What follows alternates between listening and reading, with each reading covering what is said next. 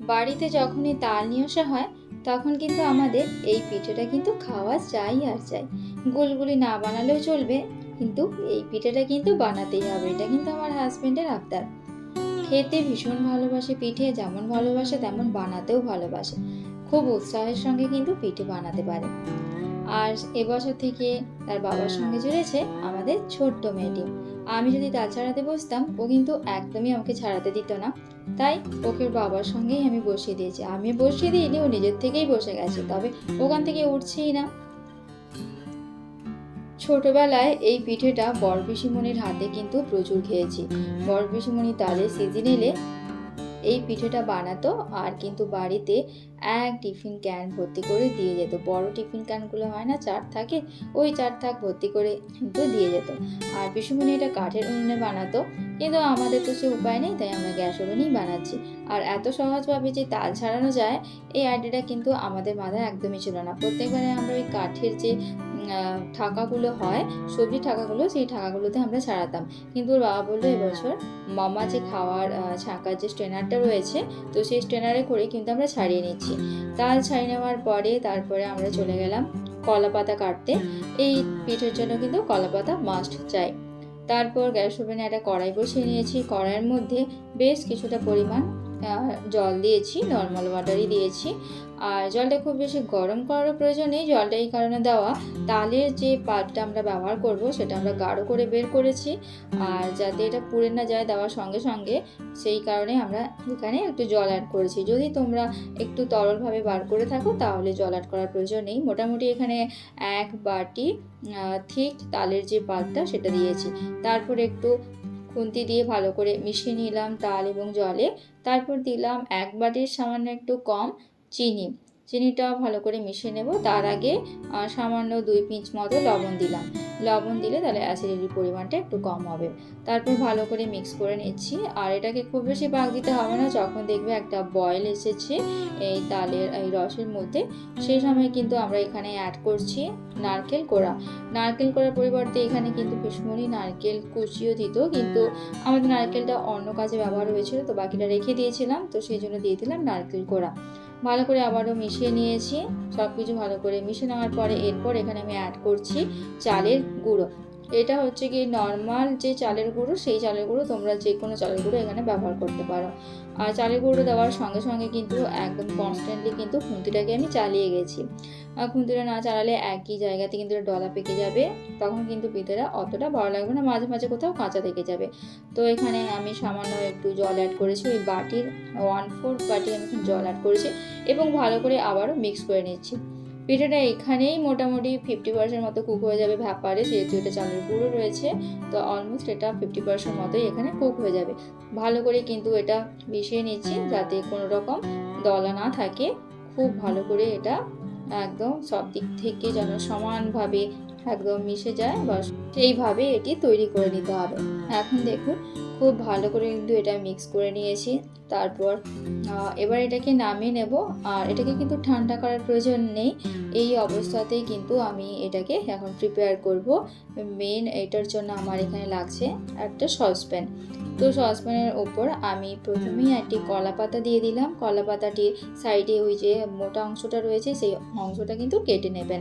তারপর কলা পাতাটা কিন্তু অবশ্যই ডবল ফোল্ড করেই দেবেন, নাহলে পিঠেটা কুক হওয়ার আগেই, ভেতরটা কুক হওয়ার আগেই বাইরেরটা খুব তাড়াতাড়ি পুড়ে যাবে বেশি, তো সেটা খেতে কিন্তু ভালো লাগবে না। তারপর হাত দিয়ে আমি ভালো করে এটাকে স্প্রেড করে দিয়েছি, তবে হাত দিয়ে করতে যাবেন না, এটা কিন্তু গরম গরম থাকে ভীষণ। তো এখানে খুন্তি দিয়ে আবারও ভালো করে এটাকে একটা বেশ শেপ দিয়ে নেব, হয় স্কোয়ার শেপ অথবা একটা গোলাকার একটা শেপ দিয়ে নেব। আর এটা এখানে আপনারা কিন্তু একটু লক্ষ্য করবেন, আমি কিন্তু এখানে তেল বা ঘি বা বাটার কোনো কিছুই কিন্তু আমি অ্যাড করিনি, ইভেন কলা পাতাতেও না। আর এই পিঠেটা যখন আমি স্প্রেড করছি তখনও কিন্তু আমি কোনো ঘি বাটার বা তেলের ইউজ করিনি।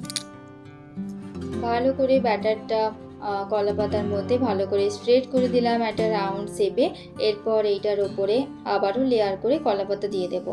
একদম কিন্তু মনে রাখবেন ডবল লেয়ার করে কিন্তু কলা পাতা দিতে হবে। আর কলা পাতার ওই যে ধারের যে শক্ত ও ডাঁটাটা থাকে সেটা একটু কেটে নেবেন, কেটে নিলে সুবিধা হয় আর কি, কলা পাতাটা ভালো করে বিছিয়ে দেওয়া যায়। আর একটা কলা পাতা দিলে খুব তাড়াতাড়ি বাইরেটা পুড়ে যাবে, তখন কিন্তু ভেতরেরটা হয়তো সেরকম কাঁচাই থেকে যাবে, সেরকমভাবে কুক হবে না। তাই এইভাবে ডবল লেয়ার করে কলা পাতা দিয়ে দেবেন। তাহলে দেখেছেন তো কত সহজেই এই পিঠেটাকে তৈরি করা যায়। সামান্য কিছু প্রসেস, ব্যাস তারপরেই এই পিঠেটা কত সুন্দরভাবে তৈরি হয়ে যাবে। ঢাকনা একটা লাগিয়ে দিলাম, সসপ্যানের ঢাকনাটা লাগিয়ে দিলাম। তারপরে ওই যে ছিদ্রটা রয়েছে সেই ছিদ্রটার মুখটা একটা কাগজ দিয়ে বন্ধ করে দিলাম, খবরের কাগজ দিয়ে বন্ধ করে দিয়েছি। তারপর গ্যাস ওভেনটা জ্বালিয়ে নিয়ে একদম লো আছে এটা 30 মিনিটের জন্য বসিয়ে দিচ্ছি। আর এই ফাঁকে মামাকে আমি একটু খাওয়া দাওয়া করিয়ে নেবো। অনেকক্ষণ মাম্মা দিদির কাছে রয়েছে, ওকে একটু খাওয়া দাওয়া করে নেবো। তারপর 30 মিনিট পরে এসে আমি আবার ঢাকা খুলে তোমাদের দেখাচ্ছি। দেখো এটা পিঠেটা কিন্তু অলমোস্ট একটা সাইড হয়ে গেছে, উপরের অংশটা আর কিন্তু সবুজ নেই। তবে আমি আরও 10 মিনিট রেখে দেবো। আমার হালকা একটু সবুজ লাগছে, মোটামুটি যখন দেখবে উপরের অংশটা সবুজ থেকে একদম একটা বেশ ব্রাউন কালার, খয়েরি কালারে এসেছে, তখন বুঝতে পারবে যে একটা সাইড হয়ে গেছে। তখন আরেকটা সাইড পাল্টে সেমভাবে কিন্তু দিতে হবে। তো আমি নামিয়ে নিলাম, 30 থেকে 40 মিনিট পরে আমি এটা নামিয়ে নিয়েছি। আর পিঠাটা কিন্তু এখন ভীষণ গরম রয়েছে, আর এই গরম গরম অবস্থাতেই কিন্তু আমাদের এই কাজটা করতে হবে। এই কাজটা কিন্তু একটু খুব সাবধানেই করতে হবে, যাতে হাতটা পুড়েও না যায়। যেমন এটা খেতে হবে আমাদের, তেমন আমাদের কিন্তু হাত পুড়িয়ে ফেলা যাবে না, খুব সাবধানেই এই কাজটা করতে হবে। তবে আমি কি বলছি, আমার কিন্তু প্রত্যেকবারই হাতে একটু করে ছাঁকা লেগে যায়। এইভাবে আমি এটাকে এপিট ওপিট করে উল্টে নিলাম। তো এই পাশটা আবার আমি সসপ্যানের মধ্যে দিয়ে দেব, এবং দেখো সসপ্যানের মধ্যে ট্রান্সফার করে নিয়েছি। আর কোনো কারণে ক্যামেরাটা অফ হয়ে গেছিলো, আর আবারও গ্যাস ওভেনে এটা বসিয়ে দিয়েছি। সেম প্রসেসে লো আছে আবারও বসিয়ে দেবো। এবার 30 মিনিট মতো কুক করে নেব। 30 মিনিট কুক করে নিলেই তারপরেই কিন্তু সুস্বাদু এই তালের পোড়া পিঠে কিন্তু তৈরি হয়ে যাবে। তা 30 মিনিট পরে আবার এসে তোমাদের আমি দেখাবো। 30 মিনিট পর আমি এটাকে নামিয়ে নিয়েছি, আর এখন এটাকে আমি ডিমোল্ড করে নিচ্ছি। আর এখন কিন্তু পিঠেটা ভীষণ গরম রয়েছে, আর এই অবস্থাতেই কিন্তু এটা ডিমোল্ডটা করে নিতে হবে, বা যেটা আপনারা করতে পারেন ঠান্ডা করেও করতে পারেন। তবে এখন আমি এটা আপনাদের সার্ভ করে যেতে দেখাবো, তাই একদম গরম অবস্থাতেই আমি এটা ডিমোল্ডটা করে নিচ্ছি।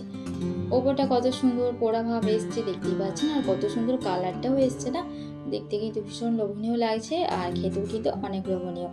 আর সেমভাবে কিন্তু আরেকটা সাইডটাও আমি ডিমোল্ড করে নেব, আর সেটাও কিন্তু এইরকমভাবেই পোড়া ভাবটা এসেছে। তো আশা করি আমার ভিডিওটা আপনাদের ভালো লেগেছে। যদি ভালো লেগে থাকে তাহলে অবশ্যই কিন্তু এটা বাড়িতে বানাবেন, আর আমাকে কমেন্ট করে জানাবেন। আর একটা প্লেটের সাহায্যে কিন্তু আমি আরেকটা সাইড সেমভাবে ডিমোল্ড করে নিচ্ছি। আর আপনাদের একটা কথা বলে রাখি, পিঠের যে ব্যাটারটা সেটা কিন্তু অবশ্যই ঠিকভাবে বানাবেন, যেভাবে আমি বানিয়েছি, যাতে কোনো রকম এটা যাতে কোনো জল না থাকে, সেই রকমভাবে কিন্তু ঠিক ব্যাটার বানালে তবেই এই পিঠেটা কিন্তু একদম পারফেক্ট হবে। ব্যাটারটা যেন কোনোভাবেই একদম জল জলে একটা ভাব না থাকে। ভেতরটাও কিন্তু খুব সুন্দরভাবে কুক হয়েছে। আর এটা যেহেতু গরম রয়েছে, তাই আমি এটাকে এখন কাটবো না, সারা রাত আমি ঠান্ডা করে রেখে দেবো, কারণ আমি এটা যেহেতু সন্ধ্যেবেলায় বানিয়েছিলাম। পরের দিন সকালে ছিল 15ই আগস্ট, মানে আমাদের ৭৭তম স্বাধীনতা দিবস। প্রত্যেক বছরের স্বাধীনতা দিবস এই বছরটা কিন্তু একদম আলাদা, সেটা কিন্তু আমরা সকলেই জানি। আমি কিন্তু মনে প্রাণে চাই দোষীদের কঠোর শাস্তি হোক, এবং আমাদের গভর্নমেন্ট একটা কঠোর একটা আইন নিয়ে আসুক, যার জন্য এই ঘটনার যাতে একটা প্রতিকার হয়।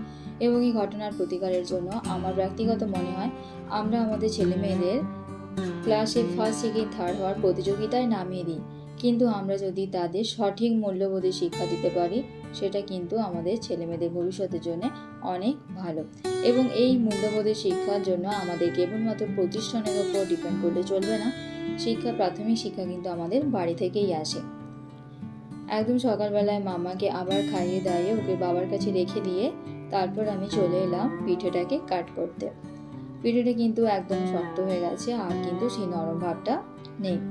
এবং একটা নাইফের সাহায্যে আমি পিঠেটা প্রথমে এইভাবে লম্বা লম্বা করে কেটে নিচ্ছি, তারপর পুরোটা আমি স্কোয়ার শেপে কেটে নেব।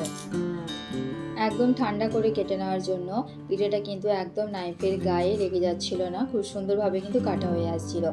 আর দেখুন ভেতরটা কত সুন্দরভাবে কুক হয়েছে। আর এটা যত ঠান্ডা হবে তত কিন্তু এটার স্বাদটা আরও সুন্দর হবে। আর আমার এই তালটা কিন্তু একদমই মিষ্টি ছিল না, তো এটা পুরোটাই কিন্তু চিনির উপরেই এই পিঠেটাকে আমি মিষ্টি ভাবটা দিয়েছি। আর তাল যতই মিষ্টি নাই বা হলো, কিন্তু তালের যে একটা সুগন্ধ সেটা কিন্তু খুব সুন্দরভাবে বেরিয়ে আসছে। আর এই পিঠেটা কিন্তু আপনারা ফ্রিজে রেখে মোটামুটি 1 সপ্তাহ পর্যন্ত রেখে কিন্তু আপনারা খেতে পারেন। আর যত এটা পুরনো হয় তত কিন্তু খেতে আরও বেশি করে ভালো লাগে। আর এটাই হচ্ছে আমাদের সেই ফেভারিট তালের পোড়া পিঠে। তাহলে দেখলেন তো কত সহজেই কাঠের উনুন ছাড়াও গ্যাস ওভেনে এত সুন্দর একটা লোভনীয় স্বাদের পিঠে বানিয়ে ফেলা যায়। ভিডিওটি ভালো লাগলে আরও নতুন নতুন ভিডিও পাওয়ার জন্য আমার পেজটি লাইক, শেয়ার এবং ফলো করতে ভুলবেন না। এখনকার মতো বিদায় নিচ্ছি। সকলেই ভালো থাকবেন, সুস্থ থাকবেন। টাটা।